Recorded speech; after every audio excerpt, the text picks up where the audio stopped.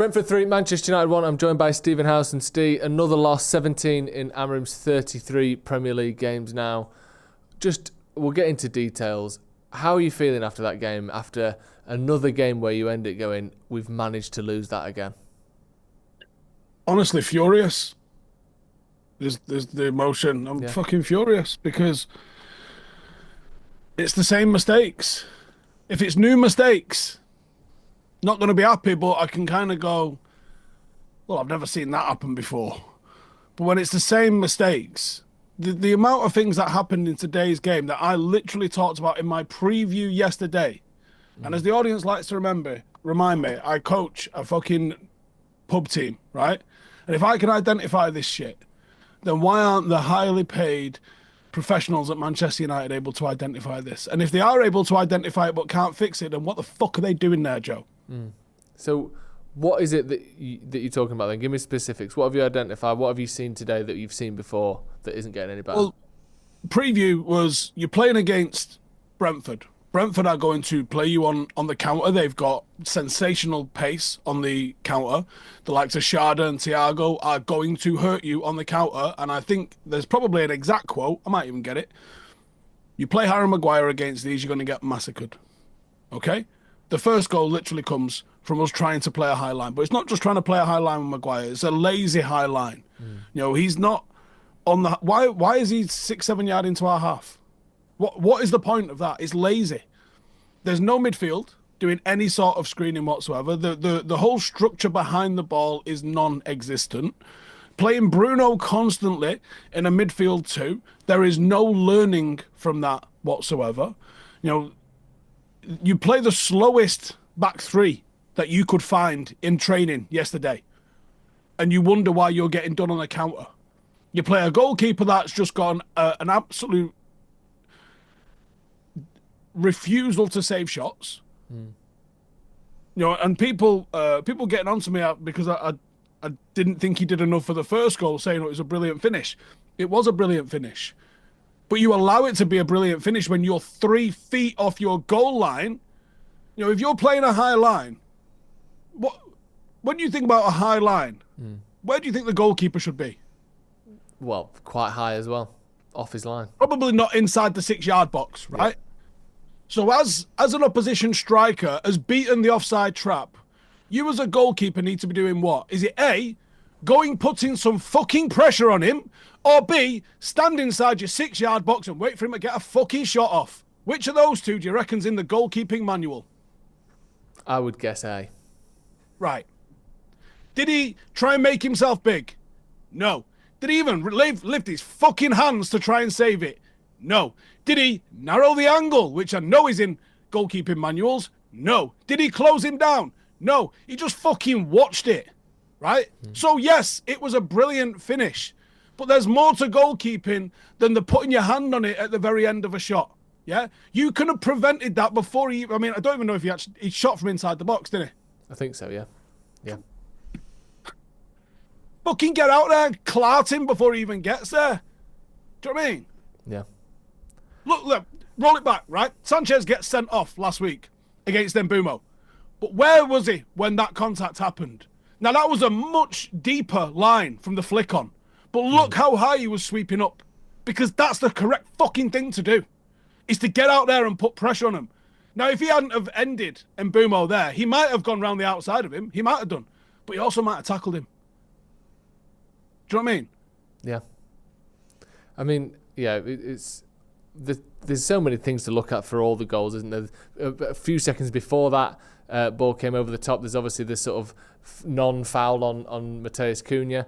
I've seen you having a bit of back and forth on Twitter with people about that. That is a foul on Cunha.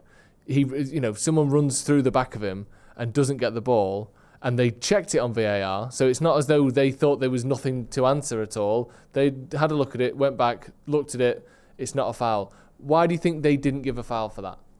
I honestly have no idea. Because you saw 6 or 7 of those in the game that were given us fouls. It did. What was the difference between that one and the one with De Ligt when he was going out for a throw-in? Nothing. That was in the second half, I think, wasn't it? Dorgu did one about 10 minutes after the Cunha one, and Bruno literally stands with the ref and points at that one. You see him point down the other end of the pitch, presumably talking about that Cunha one. It's a common foul when you're trying to stop a counter attack or you've not caught up with your man. But it's clearly clumsy. A foul. He's probably not gone to clatter him, but at the end of the day, he's impeded him. He's put him on his arse. So how is it not a foul? Yeah, I mean, for me, it was a foul. I feel like we wouldn't have got the rub of that if it had been the other way around. Yeah. I mean, well, we didn't get the rub of it. It happened. Well, you know, I mean, if we'd have scored from that, they'd have brought it all the way back to that and gone, oh, actually. Yeah. I mean, and it's weird, isn't it? Because on one hand, you don't want to sit here giving excuses for, a poor performance and a poor result, but you've got to look at the whole picture. You've criticised Maguire, you've criticised Bindy, you've criticised Amorim and the system and not changing in the structure. But we can criticise the referee for not giving a foul in that instance when it should have been. Let's move on to the second goal then, because this was another sort of mad sequence of events. De Ligt seems to lose the ball in the air, whether that's in the sunlight because he's watching his man too much. Dalot, I don't know if you've watched the replay back, what Dalot does when that ball's in the air coming over. Dalot's like... Is it like he just gets unplugged? He gets unplugged. So Dallow's on the wing with the man who ends up having the shot, or maybe even the one who scores. And he just sprints into the middle of the pitch, leaves his man. So now De Ligt's got a 2-on-1 on that side. And then De Ligt loses it in the air and it all gets a bit sort of messy. The ball comes across. Bayindir again palms it back into the centre of the goal, which is definitely in the goalkeeping manuals not to do. And it's a tap in for 2-0. What did you make of that goal and the sort of the fact that we find ourselves in these sort of silly, farcical, mistake-laden goals once again? It's a clusterfuck, isn't it? I think if you actually look up the definition of clusterfuck, that's it. It's like, in fact, what is the definition of clusterfuck? It's probably the three things going tits up at the same time, which is exactly what that was. We don't deal with the first phase. You can probably even roll it back to when we lost possession, because it was probably some fuck up when we did that, in all honesty. Is it Bruno that loses it for that? It comes back in there. Yeah, you get 2v1'd on one side. Straight off the bat, what's the first principle of defence? +1. Well, they've got +1 on us. So you're in the shit there for starters, aren't you? We don't stop the cross coming in. Okay, there's a fuck up for starters. The cross comes in. What does the keeper do? Basically gets an assist. But not only does the keeper basically get an assist, the forward's reacting better than all of the defence. Because you know, the one guy that would actually defend the fucking centre of the park like that is the one losing it out on the fucking corner, not getting the cross stopped. Because that's what De Ligt does. He is a fucking goal line defender and he's top as fuck at it. You drag him out wide and ask him to start dealing with fast, tricky wingers. He's a fucking mullerer. Yeah?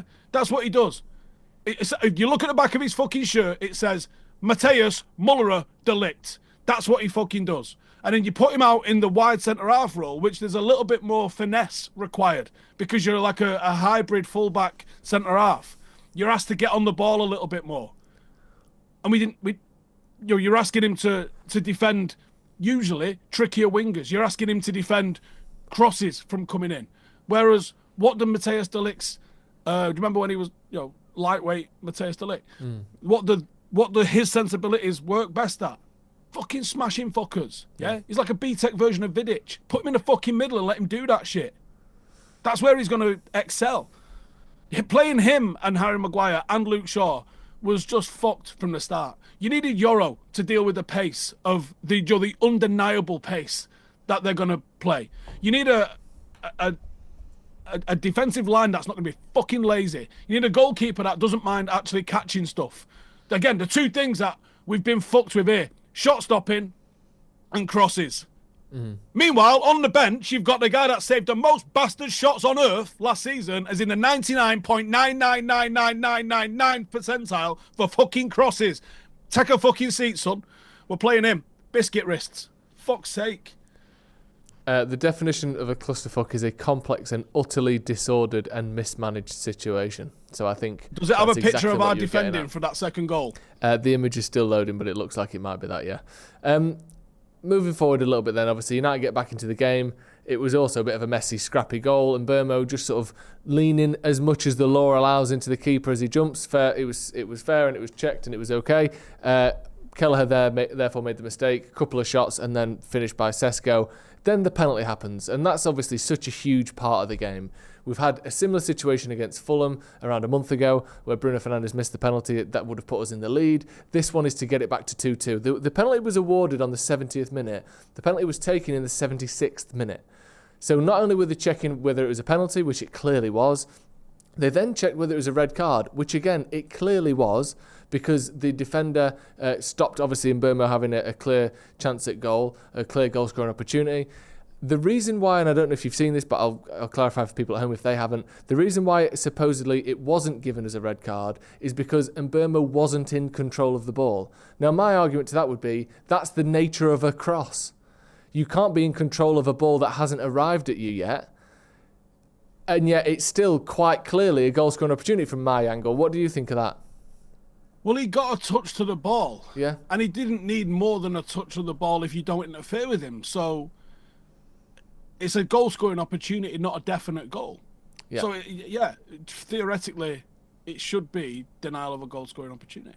But that's like saying every cross isn't a goal-scoring opportunity, because until the ball gets to you, of course you're not in control of it. It hasn't got here yet. What about if you're mid-touch, Joe? If you're taking 2, 3, 4 touches, you knock it out of your feet in a dribble, and I come and clothesline you. Yeah. Like, you weren't technically in control of the ball at that time because you was on your way to meet it. Like, that's a lot of fucking cake. That. Yeah, it is. No, I completely agree with that. Do you think it should have been a red card before we get to the actual penalty? Probably, but I wasn't surprised it wasn't, to be honest with you. Okay. Because I also thought there's a lot of weight goes into the double jeopardy sort of thing, isn't there? But I think the rule with that is A, if it's a clear denial of a goal-scoring opportunity, that's one thing. It's still a red. And the other thing is, if the player who makes the foul isn't attempting to play the ball. Like, if you're dribbling at me, I stick my leg out to get the ball, miss it, take you down, that's not going to be a red. But he's not attempting to play the ball. The foul is a pullback. Yeah. So for me, fair, that is a red. On to the penalty then. Obviously, Bruno got affected by the referee sort of walking behind him and bumping into him last time. I don't know what happened this time. It wasn't as terrible a penalty as the last one, but it wasn't good enough. On the ground, admittedly, but not in the corner at all, and not enough power on it. It's in the save zone. It's that in the little save mini zone. goal inside the goal where it's low down. It's where the keeper can fucking get it. It's a shit pan. Yeah. Why do you think? Do you read anything into him missing 2 of those last sort of 3 or 4 penalties if you include the No, Grimsby but he's probably shootout? getting in his own head now about it. Yeah. How much weight do you... I bet if you looked at his overall record, he's still well above the 77% that he's supposed to score. Yeah. So he's probably still on track, but it feels like it's becoming an issue. Mm. And when they're clustered like they are like this, towards what feels like it could be the end of a manager's career at United, they kind of matter a little bit more, don't they? You could have probably dropped a couple of, misses in there in Ollie's first season or Ten Hag's first season when everything was doing all right. These almost count for double. Like a draw today and a win at Fulham, the whole season feels entirely different with 4 more points. Or, 3 more points, whatever it would be.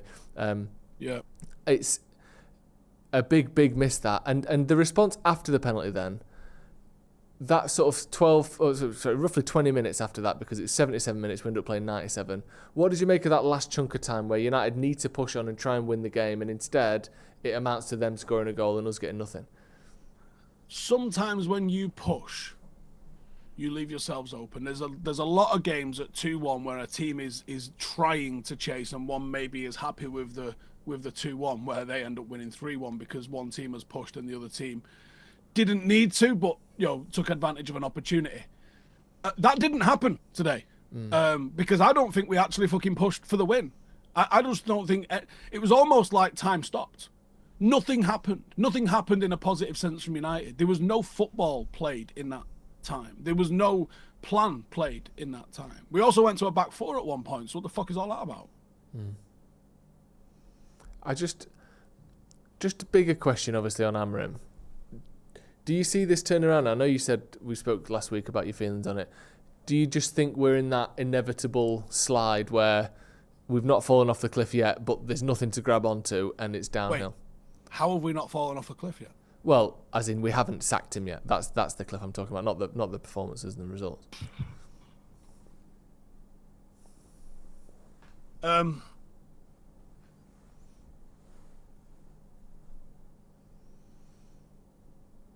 I honestly don't know. I don't know why we haven't. but I don't have the faith because I'm not seeing the changes, because I'm not seeing him learning, because I'm not seeing progression. It's the same mistakes, the same errors, the same team selections, and then the same don't know what happened. You can analyze every single individual error as to why this game didn't happen and that game didn't happen and this game didn't happen, but there are team selections leading towards that.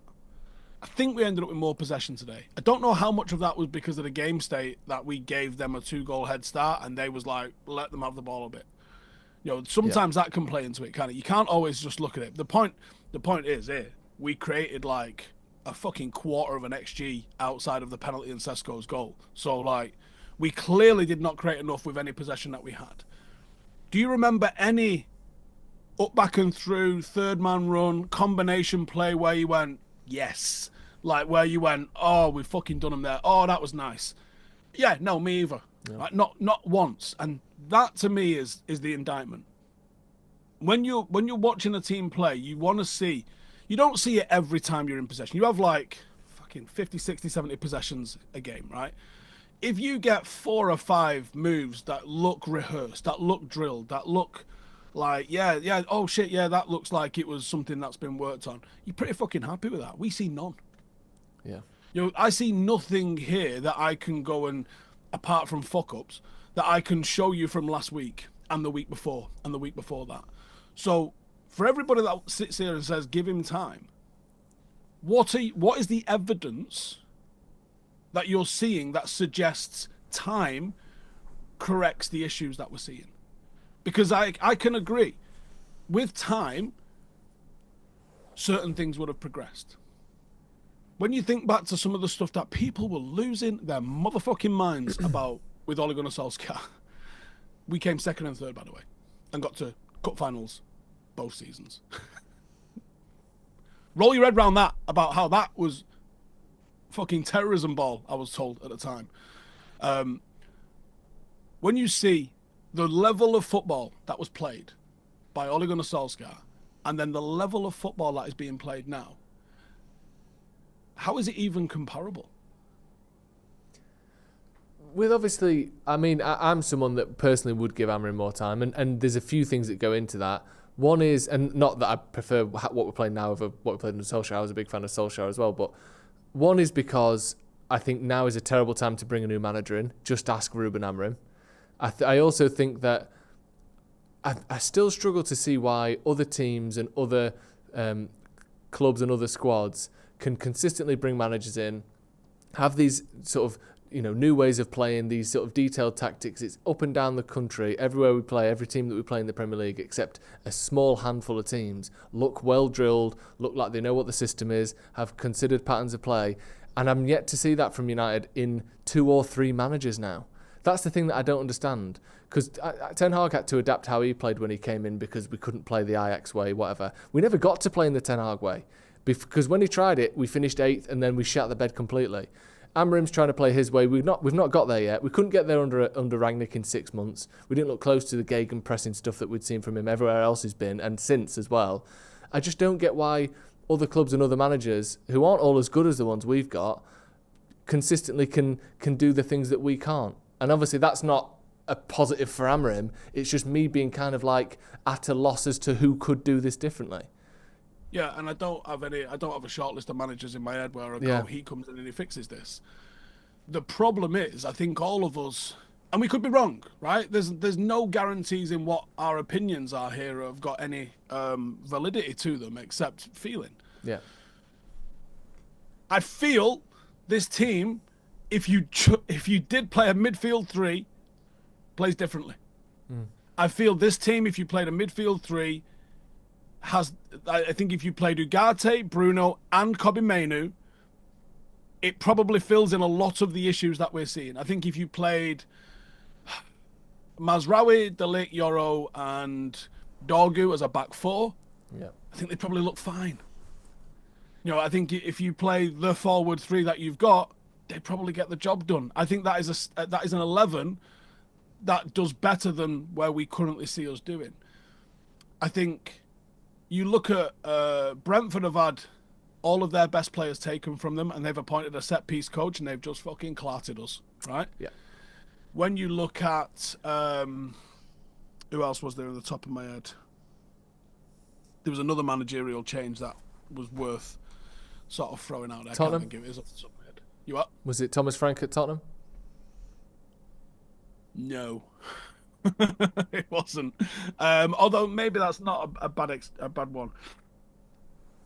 Sometimes a change of manager can have a positive impact on a team if there's something fundamentally wrong with what's going on. And you saw that originally with what happened when they went from Steven Gerrard to Emery, although it ain't going great for him at the moment, must be said. But I think, again, that's a lot of their recruitment has been in reverse. I think not every managerial change is a successful one. But also, time has to only be given to see through the progress that you are making. It's been 12 months, John. We haven't won a back-to-back Premier League game. Yeah. Now, I know there's mitigation for that, and I think the Europa League progress last season is a valid and real mitigation for that, but the stat persists. I think when you're looking at the team selection, I think a lot of us would agree it is incorrect. And again, there is no evidence. It's just our opinions. But we're not seeing the manager change that. We're not seeing the manager adapt in any way. And I don't think you can be dogmatic. Do you know what? You can be dogmatic if you come here and won every fucking game, right? If you come here and you absolutely slapped everyone about and went, guess what? I ain't fucking changing because I'm class. And then everyone would go, well, fair play. But if you've not won a back-to-back game and you've won, 70, 80% of the matches since you've been here, or if you'd won 78% of the managers here, but he's not. He's lost literally 50% of the matches that he has managed for Manchester United. Manchester United don't lose 50% of our games. If you only won 50% of your games, that's bad. Yeah. But the fact that you've lost 50% of your games and the win is like under 30, 25, 27, 26%, something in that sort of category, can't defend that. So what are you going to do? You can't just sit here and say, I'm going to play this way, or you can fuck me off, because fuck you off they will. And they will be right to fuck you off if they do. Your job is to win, right? You're not coaching under nines. Your job is not to make them better for under 10s. Your job is to get a fucking win today and then a win next Saturday. That is your job. And you can have all the long-term thinking that you want, but you've got to keep winning enough to stay here, to be here long-term. You ain't getting long-term if you don't start winning some fucking games. And you can go back to your perfect, ideal way of playing if you want, the second you get all of the players and the pieces in place that can carry out your instructions. But when you've got a fucking slow backline that you're selecting and a goalkeeper that don't leave the 6-yard box ever, you can't play a high line. You can't press like fucking lunatics in the opposition half, leave 3 people who are slow on the halfway line and a goalkeeper that sits on a chair in his 6-yard box. Those things don't add up. The sport doesn't care for your fucking philosophy. The sport cares about winning.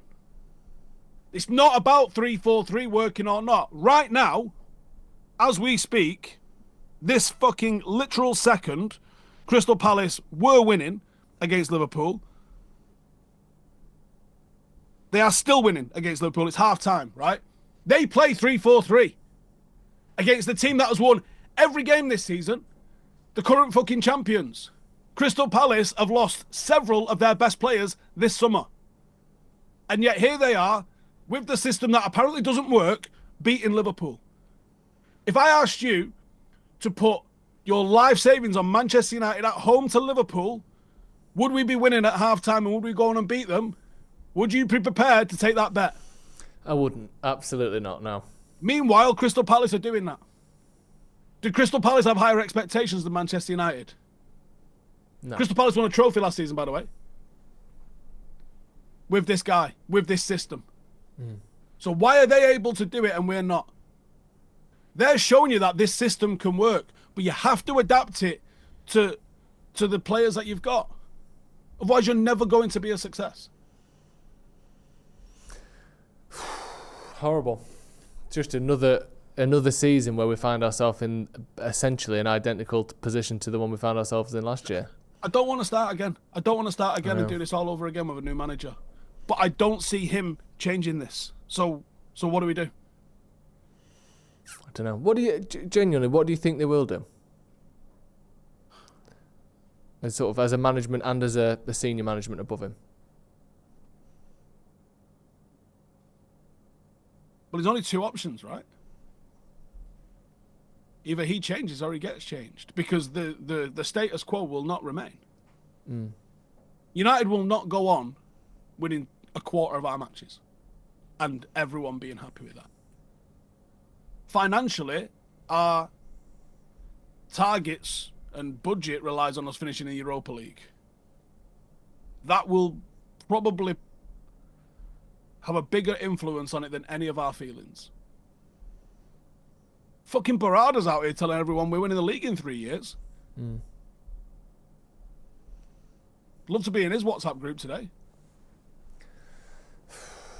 Right. Thank you very much, D. As always, just another awful result for Manchester United. Just when you thought it might be the start of a little mini run here, United obviously have to go and lose and get sort of beaten up as well by Brentford along the way. Thank you very much for joining us at home. We'll see you in a bit.